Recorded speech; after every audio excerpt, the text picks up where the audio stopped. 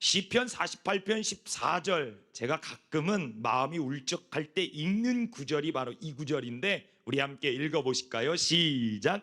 이 하나님은 영원히 우리 하나님이시니 그가 우리를 죽을 때까지 인도하시리로다. 가끔 제가 계획해서 잘 안 될 때, 가끔 제가 생각한 대로 안 될 때, 또 제가 가고 있는 길에 대한 의심이 요만큼이라도 찾아올 때 늘 성경을 펴서 찾아서 읽는 구절이 이 구절입니다. 최소 5번은 읽고요, 10번 정도 읽으면 그래, 우리 하나님 못하실 게 없는 하나님이지 이러고 무릎을 탁 치고 제 마음의 답답함을 털고 일어난답니다. 이 한 번 읽으면 은혜가 안 되니까 우리 2번 한번 읽어볼게요. 한 번 더 읽어볼게요. 시작. 이 하나님은 영원히 우리의 하나님이시니 그가 우리를 죽을 때까지 인도하시리로다. 아멘. 시편 23편 1편의 말씀에 보면 여호와가 나의 목자시니 내게 부족함이 없으리로다. 부족할 거 많은 우리의 인생에 하나님께서 인도하여 주셔서 부족하지 않도록 채워주시겠다고 하는 하나님의 언약의 말씀입니다. 이스라엘 백성 애굽에 430년 동안을 종살이를 하며 늘 좋든지 싫든지 그 억압 속에 살았습니다. 종살이를 하며 살았던 그들에게는 자유와 해방이 늘 꿈이요 소망이요 소원이었습니다. 이 삶에서 벗어나는 것이, 일탈하는 것이 그들의 소원이었습니다. 그러나 그들의 힘으로는 절대로 그 구속된 종살이에서 벗어날 수가 없었습니다. 누군가의 의거에서, 그 누군가가 바로 강력한 힘을 가진 최대의 권력자여만 했습니다. 눈 씻고 찾아봐도 그들에게 최대의 권력자는 눈에도 보이지 않는 듯 싶었습니다. 왜냐하면 땅에서 찾았기 때문에 그렇습니다. 골로새서 3장 1절의 말씀에 보면 바울이 골로새 교회 성도들에게 이와 같이 말합니다. 골로새서 3장 1절 시작. 그러므로 너희가 그리스도와 함께 다시 살리심을 받았으면 위의 것을 찾으라. 어디 것을 찾으라고요? 위의 것을 찾으라고 말합니다. 우리가 이 땅에서 해도 안 될 때 우리가 눈을 들어 하늘을 바라보면 그곳에 거하시는 분이 계시니 우리를 기다리고 계시는 바로 하나님이십니다. 신명기 5장 6절에 가서 말씀해 보면 그 모든 이스라엘의 인생을 주도해 주신 하나님께서 응답하시며 음성으로 말씀하여 주셨습니다. 나는 너를 애굽 땅 종되었던 집에서 인도하여 낸 하나님 여호와라. 하나님께서 이스라엘 백성뿐만 아니라 아브라함, 이삭, 야곱, 요셉. 아브라함은 우리가 잘 알고 있지요. 본토 친척 아비 집을 떠나 내가 지시할 땅으로 가라. 그 땅이 어디인지는 잘 알지 못합니다. 약속의 땅이고 하나님이 임재하셨던 곳이었습니다. 그 땅으로 갔기 때문에 아브라함을 사랑하신 고 축복해 주신 건 아닙니다. 하나님께서 가라고 명령하신 그 말씀에 반응하고 순종했던 아브라함에게 복을 주셨습니다. 그래서 이삭에게 나타나실 땐 하나님께서 뭐라고 하시며 나타나셨냐 하면 아브라함의 하나님. 이삭에게 나타나실 땐 아브라함의 하나님, 야곱에게 나타나실 땐 아브라함의 하나님, 이삭의 하나님. 항상 하나님 앞에는 늘 아브라함, 이삭, 그 말인즉슨 그들을 인도하고 그들과 동행했던 자가 바로 나다. 너와도 함께 하겠다고 약속해 주시는 바입니다. 우리에게도 약속해 주셨습니다. 이사야 43장 1절의 말씀 우리 다 같이 함께 읽어보시죠. 시작. 야곱아 너를 창조하신 여호와께서 지금 말씀하시느니라. 이스라엘아 너를 지으신 이가 말씀하시느니라. 너는 두려워하지 말라. 내가 너를 구속하였고 내가 너를 지명하여 불렀나니 너는 내 것이라. 아멘. 믿으시면 아멘 하시죠. 하나님께서 우리를 지켜주시고 보호하여 주시고 자녀 삼아 주시고 이끌어 주신다고 영원히 약속하여 주셨습니다. 하나님은 못하실 게 없는 분입니다. 요한계시록 1장 8절에 사도 요한은 밤모섬의 갇힘에 하나님을 이렇게 설명하고 있습니다. 함께 읽어보시죠. 시작. 주 하나님이 이르시되 나는 알파와 오메가라. 이제도 있고 전에도 있었고 장차 올 자요 전능한 자라 하시더라. Might God. 못하실 게 없는 분이 바로 하나님이시죠. 그 하나님께서 나의 배경도 되어주시고 나의 길도 인도하여 주시고 어떠한 사방의 우겨싸임 속에서도 우리를 구원해 주시겠다고 약속하여 주신 말씀입니다. 문제는 오늘을 살고 있는 우리에게도 이 말씀이 유효하냐라고 하는 것입니다. 저는 그 대목의 질문에 이렇게 말할 수 있습니다. 여전히 유효하다고. 히브리서 4장 12절의 말씀에 보면 하나님의 말씀은 살아있고 활력 있어 좌우의 어떤 검보다도 예리하다고 말씀하여 주셨습니다. 뒷구절은 생략하고요, 앞소절에 하나님의 말씀은 살아있다. 히브리서 13장 8절에 가서 말씀해 보면 예수 그리스도는 어제나 오늘이나 영원토록 동일하신 분이시다. 할렐루야. 믿으면 오늘 우리가 지금도 하나님이 일하시고 나와 함께 계신다는 걸 믿으면 지금도 여전히 하나님은 살아계셔서 우리의 삶 가운데 일하시고 역사하여 주신다는 것입니다. 예레미야 33장 2절의 말씀에 보면 하나님은 일을 행하시고 그것들을 만들며 성취하시는 분이 바로 여호와 하나님이십니다. 그 하나님께서 우리에게 지금도 여전히 말씀하고 계시는 겁니다. 움츠려들고 위축되어 있는 우리의 인생을 향하여 깨우시며 말씀하고 계시는 겁니다. 구하라, 찾으라, 두드려라. 구하는 자마다 받을 것이요 찾는 이가 찾을 것이요 두드리는 이에게 결국엔 하나님을 하나님으로 그냥 내버려 두는 것이 아니라 우리의 삶에 하나님을 일하시게 하는 겁니다. 하나님 도와주세요. 하나님 여기 와주세요. 하나님 인도해 주세요. 끊임없는 하나님에 대한 갈망과 간구는 하나님을 우리로 하여금 일하시게 하신다 이 말입니다. 멈추지 말고 망설이지 말고, 그리고 내가 할 수 있는 것이라고 한다 할지라도 하나님을 늘 앞에 세우고 하나님을 늘 앞장 세우며 하나님을 마음껏 일하시게 하실 수 있는 우리 하늘중앙 모든 성도들 되시기를 예수님의 이름으로 축복합니다. 이스라엘 백성을 이끌어 주십니다. 그 이끄심 속에 세우신 자가 바로 모세였습니다. 모세는 40년 동안 애굽의 왕궁에 들어가 가장 위대한 학문을 배웠습니다. 그리고 문화, 정치, 경제, 사회, 그 시대의 페르시아 모든 관할하고 있는 최고의 학문과 최고의 능력, 경험을 하게 되었습니다.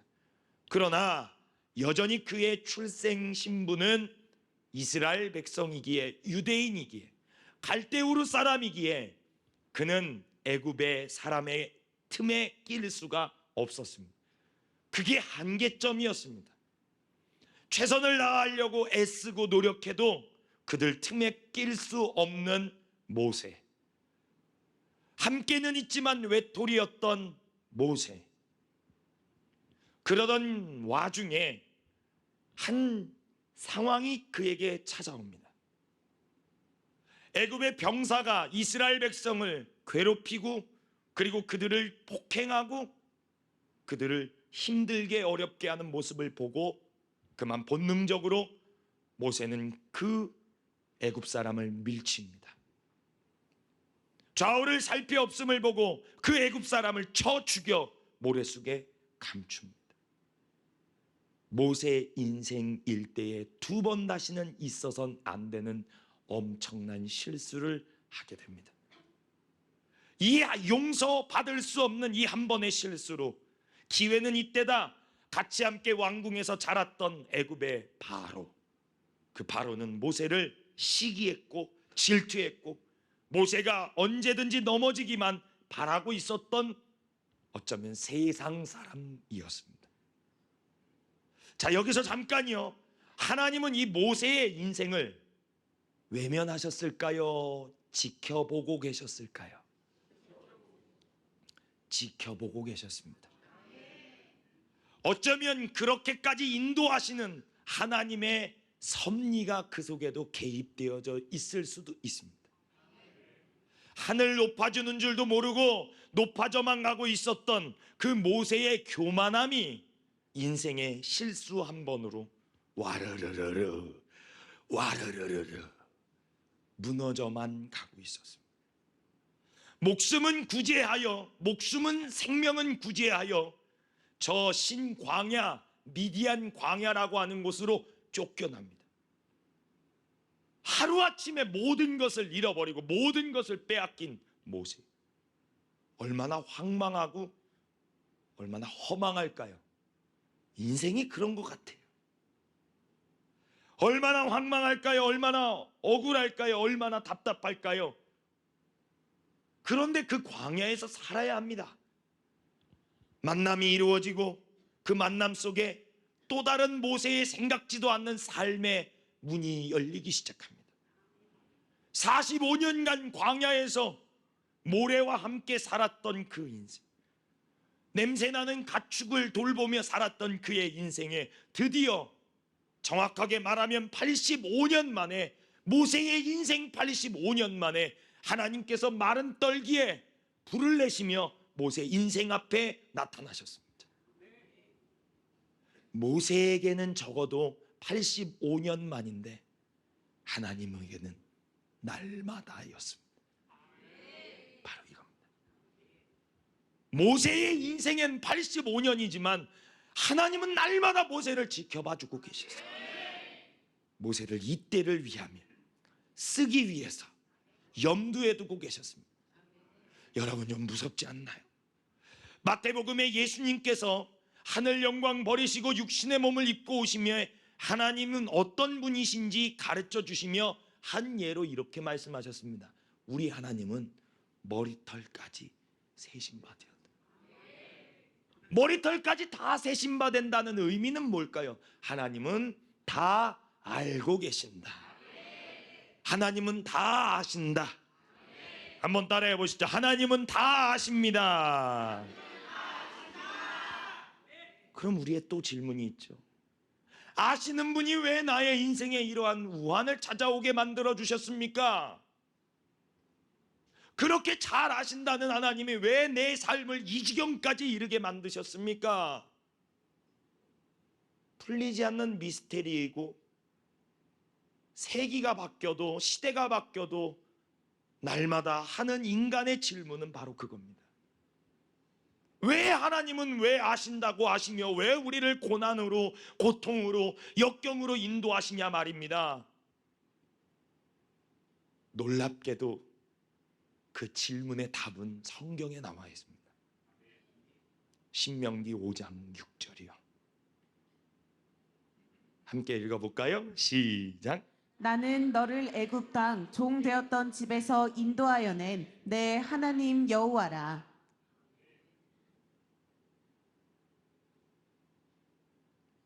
나는 너의 하나님이야. 이 나라와 이 세상을 통치하는 자는 나 여호와니라. 나 여호와니라. 하나님이 다스리신다고. 조금 잘 나가면, 사람은 편해지면, 등 따숩고 배부르면 하나님을 찾지 않습니다. 조금 괜찮아지면 하나님에 대한 마음이 해이해집니다. 때로는 하나님을 찾을 수 있는 시련도, 고난도, 역경도 받아들이기는 어렵지만 그것이 우리의 신앙의 유익이 될 수 있습니다. 오늘 본문에 나오는 말씀은 우리가 잘 아는 말씀입니다. 이 북이스라엘의 왕 아합 왕이 생을 마감합니다. 죽었습니다. 북이스라엘은 강성대국이었고 왕성한 하나님의 놀라운 축복을 받았던 나라였기에 주변 이웃의 나라가 다 조공을 바치고 있었습니다. 그런데 왕이 죽자 그 왕의 뒤를 이을 왕, 새롭게 세워진 왕 여호람은 아합 왕처럼 탁월하지도 리더십이 있지도 않았습니다. 그걸 알았던 모압 왕과 충신들은 이스라엘에게 더 이상 조공을 바치지 않기로 결단합니다. 그것에 뿔따구가 난 여호람 북이스라엘의 왕은 자기가 어떻게 할 수가 없기에 남유다 여호사밧 왕에게 화친을 청합니다. 왕이여, 우리끼리는 절대로 저 모압을 칠 수 없으니 우리 함께 합력해서 저 모압에게 아주 본때를 보여줍시다 하매 북이스라엘, 남유다, 에돔 이 세 왕이 모여서 함께 모압을 치기로 결의를 합니다. 그런데 이 남유다의 왕 여호사밧은 하나님 보시기에 신실한 왕이었습니다. 그 신실하다는 의미는 항상 무슨 선택을 하거나 무슨 조건이 있을 때 하나님께 늘 묻고 가는 자였습니다. 우리 함께 읽어보시죠. 시작. 여호사밧이 이르되 우리가 여호와께 부를 만한 여호와의 선지자가 여기 없느냐 하는지라. 아멘. 이게 이 여호사밧 왕의 성품이고 인격입니다. 하나님 뜻이 아니면 꼼짝도 안 하겠다고 하는 그 왕의 믿음.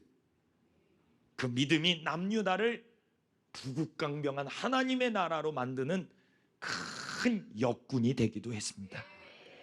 어찌됐든 북이스라엘의 왕 여호람은 울며 겨자 먹기로 찼습니다. 그 사신들이 보고를 합니다. 한 사람을 지목하는데 그 한 사람이 여호람이 제일 싫어하는, 말 제일 잘 안 듣는 바로 엘리사였습니다. 하나님 보시기에는 엘리사가 참 좋지만 세상 사람들이, 권세자들이 보기에 싫어하는 사람이 있습니다. 있어요. 있고 말고요. 그 말은요, 다르게 말하면 정말 정직하고 진실하고 신실함을 뜻하는 바입니다.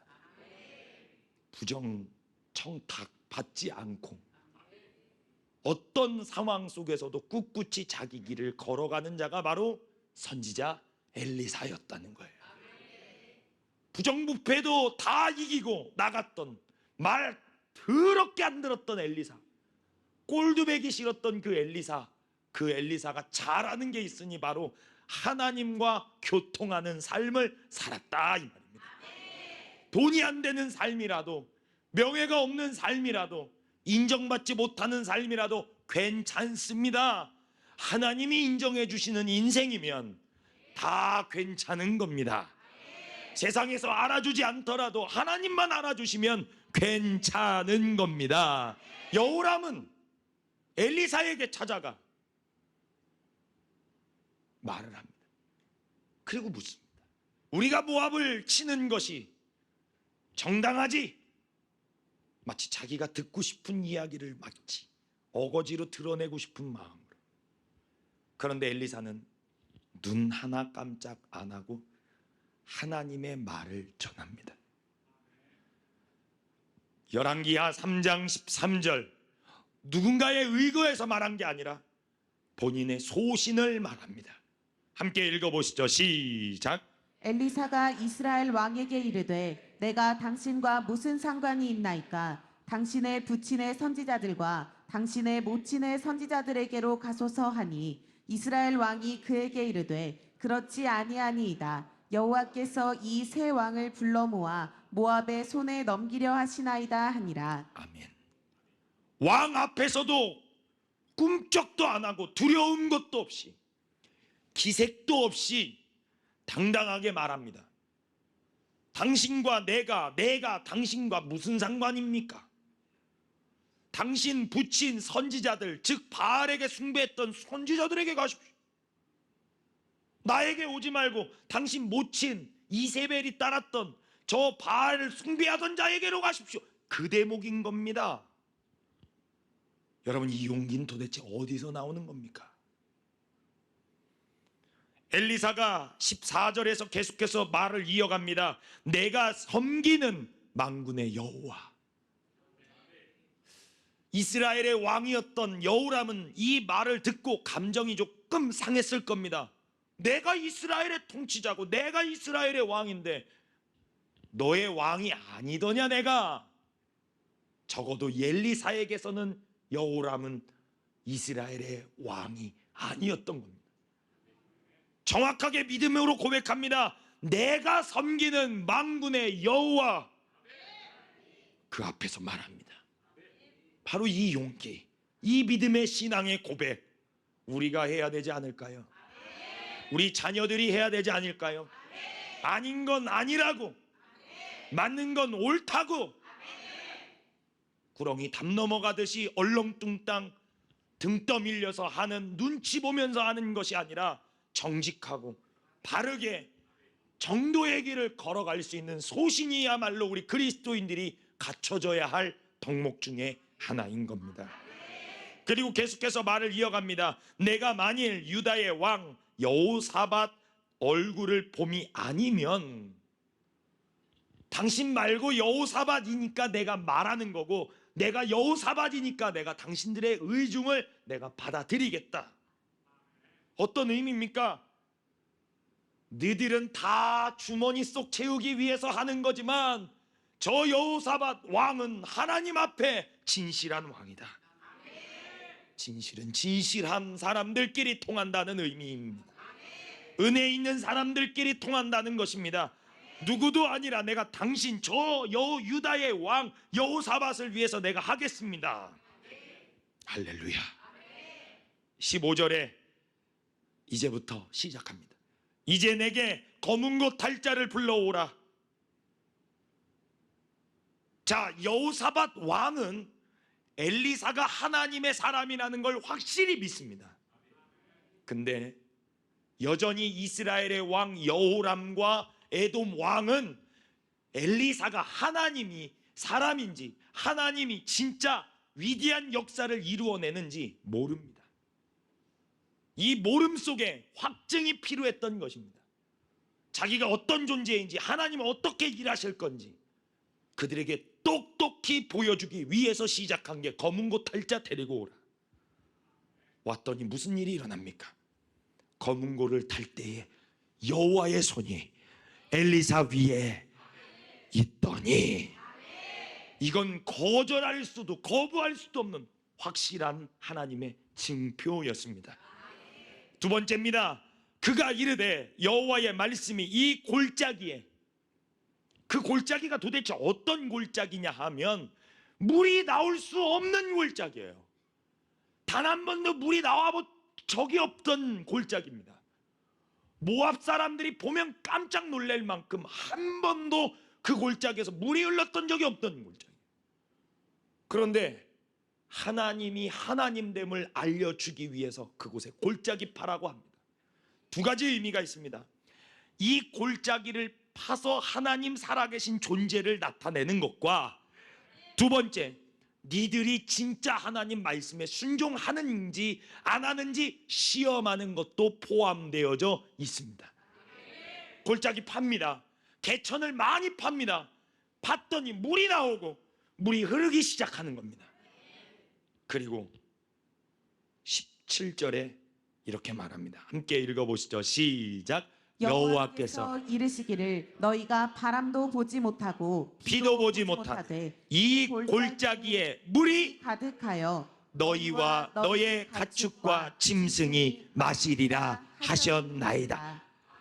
늘 우리 안에 제한을 두지 맙시다. 여기까지, 여기까지, 여기까지, 여기까지. 하나님은 그 외에도 많은 것들을 하실 수 있는 분이십니다. 오늘 이 엘리사를 통하여 세 나라의 왕을 들었다 놨다 하셨습니다. 이 모든 세상을 다스리는 분은 오직 여호와 하나님 한 분이십니다. 해이해졌던 이 신앙의 고백이 다시 한번 살아남으로 말미암아 민족의 대명절 추석 때 여러분들의 가정에 하나님만 높아지는, 하나님께만 영광 돌리는 풍요로운 명절 되시기를 예수님의 이름으로 축복합니다.